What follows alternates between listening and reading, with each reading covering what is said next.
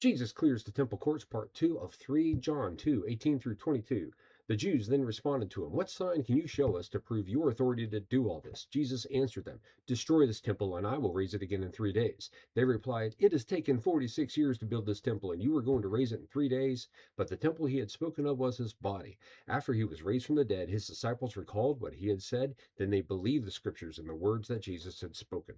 Okay, kids, buckle up. This one's going to get nerdy. I just spent 2.5 years in the Synoptics, Matthew, Mark, and Luke there. Those Gospels tended to reference this Jewish leadership that we're talking to in John here with the terms like chief priest, teachers of the law, scribes, and Pharisees, specific roles.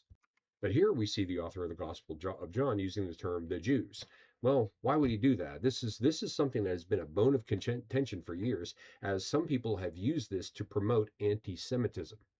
What these folks are missing is that the Gospel of John was written at a later time than the Synoptics, at a time of growing tension between the established Jewish leadership and the growing Christian presence. But more compellingly, it is likely that this case that the author of the Gospel of John there is using the term the Jews is what the Bible nerds call an intra-Jewish polemic, with the Jews referencing specifically people from Judea, or specifically the Jerusalem elites and authorities, not all of the Jewish people.